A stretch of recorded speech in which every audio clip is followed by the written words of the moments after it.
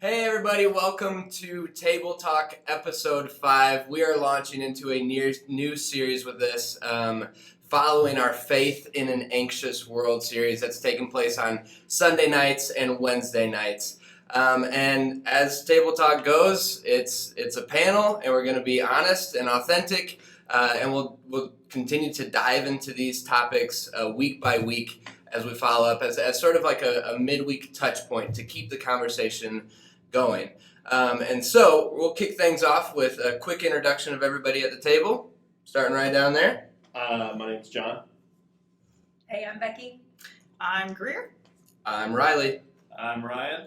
I'm Katie. All right, and we're just going to open it up with just a basic question. How in the past or how currently have you been experiencing or have experienced anxiety in your own life? And anybody can jump in and share.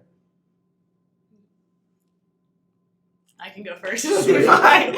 I've probably experienced anxiety like throughout my whole life in smaller pieces. I've always been like real competitive, so like almost like putting myself in a stressful environment. Like I have this weird like love-hate relationship with it. Like I thrive off of it, and I also like regret it later. But I would say probably even more recently, as I've gotten older, I've experienced it more and more. And I don't know if I could exactly say like where it's coming from or maybe why it's gotten worse. But maybe like one of the ways I experience anxiety is usually when I'm tired. I feel it a lot more. Obviously, like when like my schedule is really busy, I feel it a lot more. And usually for me, it manifests in like hyperventilating or breathing or fast heart rate. So like there's even been a few times where I've had like in full on like panic attacks in the last maybe few years or so. Not like regularly, but it is still a piece of my experience with anxiety. Yeah. So anyone else can share that? I would say, what don't I experience anxiety with? Fair. It's a pretty routine part of my life, unfortunately. But I think there's like good anxiety, like get ready to go on stage or get ready to meet with somebody, like you're excited. But then I also think that there's the negative anxiety, and mine are, people pleasing and not disappointing people. A lot of like future unknown stuff that I can't control is a really big one for me. And just the regular anxiety of like, am I going to be loved and accepted for who I am, and more than just what I can do type stuff. So. Yeah, I know for me, personally, growing up, I didn't think anxiety wasn't really part of my language or part of my friend's language or anything like that. I would say that's true for me too. Yeah. And so just getting ready for this message, I started thinking back to some times growing up and where I was feeling anxious. I just didn't know how to define it and didn't know what exactly it was. And a lot of it goes back to, Becki, what you were saying, like people pleasing or thinking about the future and not really knowing. Like it's just so common. And one thing I love about today's culture, it is a very common word, and people use it all the time for good reasons for the most time. And so getting to recognize what anxiety is and how I can express my anxiousness and how I can learn from it has been really helpful for me in the past few years.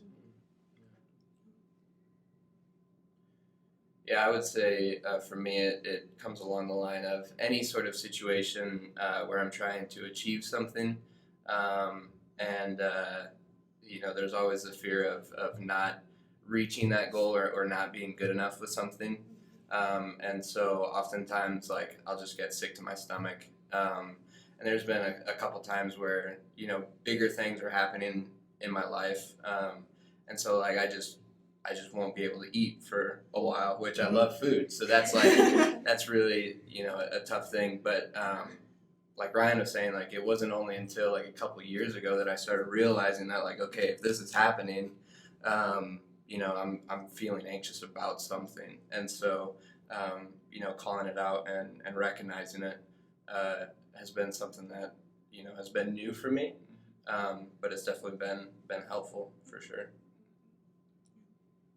Yeah, I'd agree with like you and Riley and Ryan's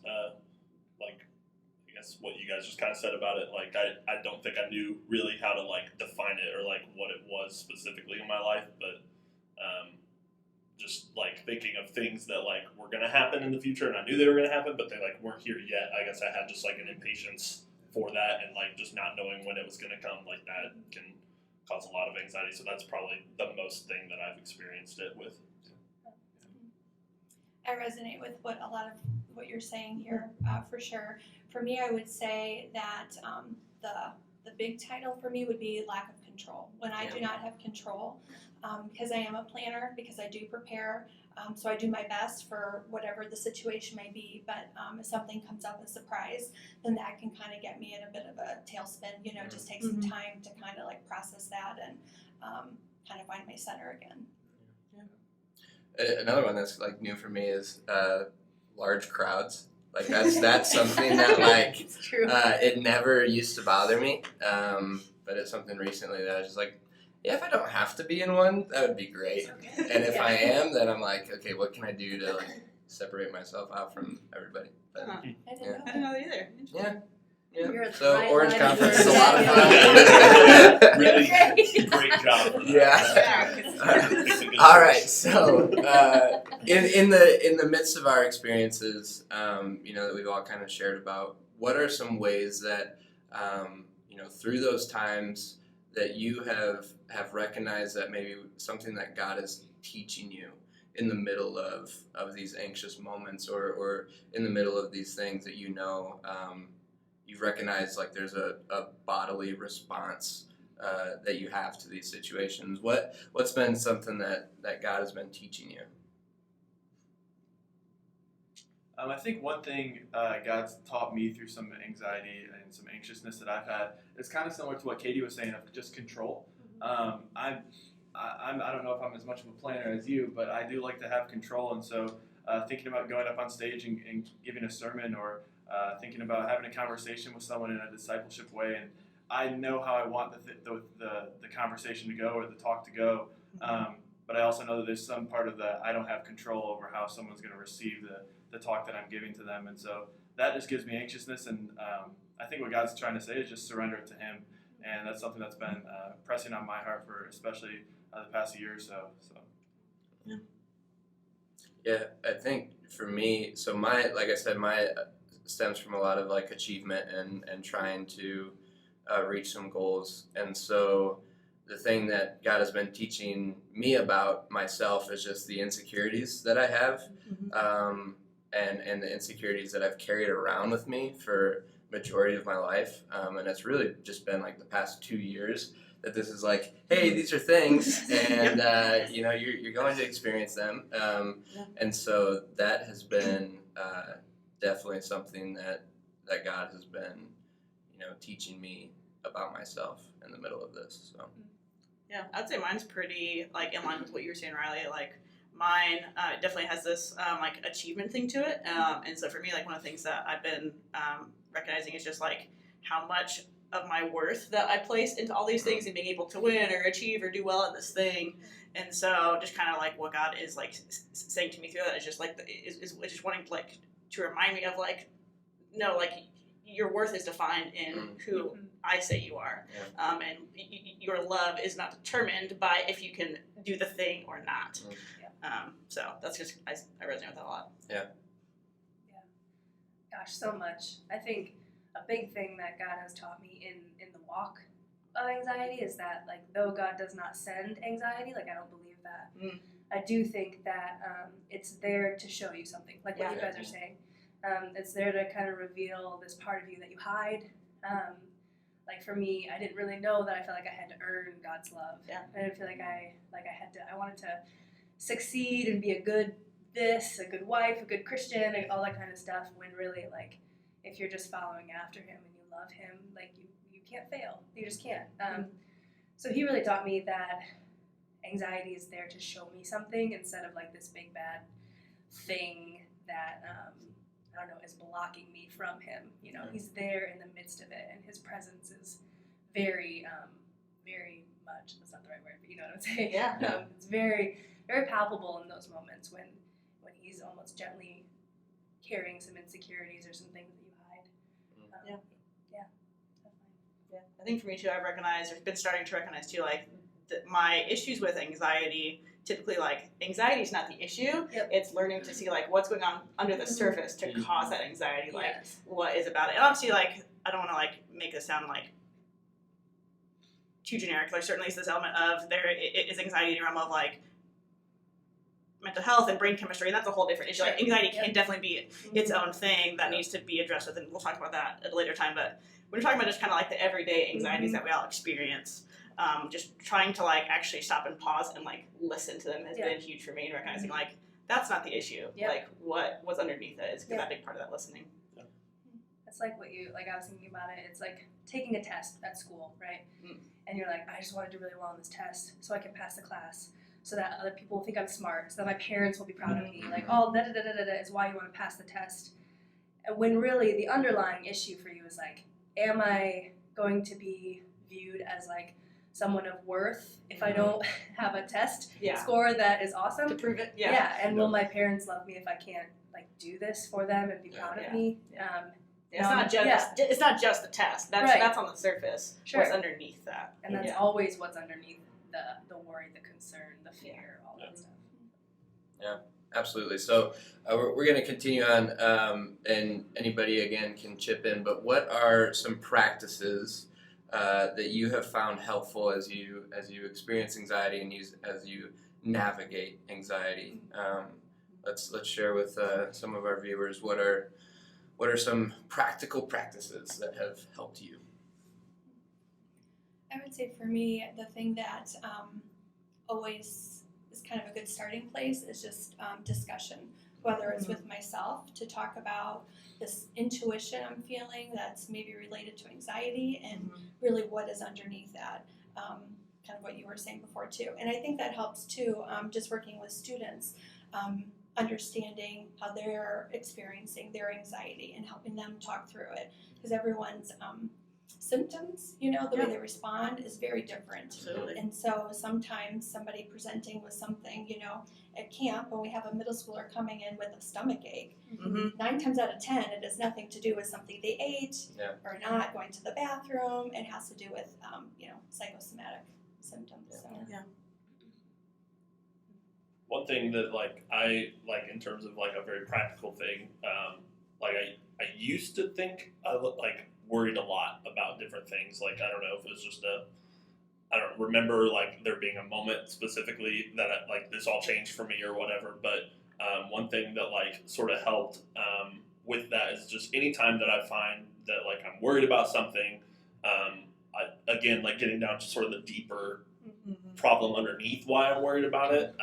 Figuring out okay, what about this is causing me to worry, and then not to be overly churchy about it, but honestly just using that as sort of a trigger to pray and just give that up to God and to say I never really had control over whatever it was that I'm worried about, right? Worrying about it's not actually going to do anything, and thinking that I have control isn't helping. So I'm just going to pray. I'm going to give it up. I'm going to I guess just kind of declare that in faith, God's done some incredible things in my life before. I'll just trust that He's going to keep doing it again. So, I agree. Mine are it's a little similar to that. When I first kind of feel I remember I really encountered anxiety and panic attacks and all this stuff. I just remember the voice of anxiety is different than the voice of God. And to know those differences, you guys just got done with Holy Spirit attributes, correct? The fruits of the Spirit. Fruits of the Spirit, Holy Spirit. Yes. Wow. The fruits of the Spirit. And that's actually been a really good guide for me when the voice is going. What is it making me feel? Is it making me feel rushed? Is it loud? Does it isolate? Does it make me feel stupid for having these thoughts? And if it does, that's just not God. If you run it by the fruits of Him, is it gentle? Is it patient? Is it loving or kind? And oftentimes that voice, God's voice, is a lot quieter, and it's a lot more loving than we know what to do with. And so it's easier to listen to the loud, big, you need to perform, you need to, all that kind of stuff. And so that's been a really huge thing for me is the tone of the voice. What is the tone? Because if it's anything but kind, even if God's convicting you of something, He's still really kind and gentle. And anxiety's voice just isn't, it's a big one for me. I I think the voice thing reminded me of something else. I think that is definitely true as well. But I think just like giving voice to it too, and like saying it out loud to a whole other person. For one, sometimes when I say it out loud, I realize like, oh, do I really believe that, or like, is that really what I think? So like that's a piece of myself, is just saying it out loud. But also when I can say it out loud to another person, like a friend or Andrew, whoever, then that gives the other person a freedom to like speak what is true into my life, to fight what those lies are, what those like anxious thoughts are about too. That's been super helpful. Absolutely. Yeah, and I think for me, John, it's similar to yours of that stopping in the midst of it and realizing that I don't have control, and opening up to God about these insecurities that I want to keep held, you know, close by, and just asking God, know this about me, like know these things that I'm carrying, and then just taking like 3 deep breaths, and like taking a physical like strong step, like not like we talk about next steps around here often, and it might not be literal steps, but in this I'm talking like taking a hard literal next step moving forward, as like this is like I'm moving, I'm going, and so that's just been a couple things for me. If you want to talk tangible too, like it sounds kind of cliche, but there's such a thing as anxious scrolling when you're like, I don't want to deal with my thoughts, so I'm just gonna scrolling, or even like watching Netflix. I've just like, I love doing that because it's numbing, but it is not something that actually is like productive. You know, like finding the things that actually bring your soul some rest, like talking to somebody, like praying, like going for a walk outside, or you know, doing something creative, journaling, reading your Bible, whatever. Doing that kind of stuff instead of what is more tempting is to like isolate, numb, scroll, just be on your phone and you know, post about what you're grateful for. I'm like, well, if you're not grateful right now, then don't be. Like, you need to kind of sit in your feelings and figure out what's going on. So those are some big ones for me too. Yeah, and definitely like taking time to figure out the healthy coping strategies that work for you. Yeah. Because like I'm always somebody that's like, I'm gonna journal, and then I journal for like a day. I'm like, I like walking outside. Like that seems a lot easier for me. So just figuring out what's good for you personally. Any other last thoughts before we begin to wrap up? I think it's been fun. Cool. It has been a good one.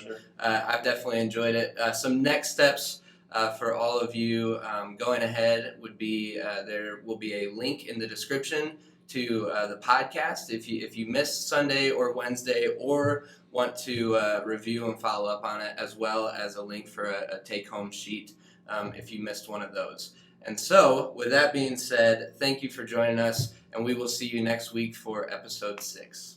Bye. Bye.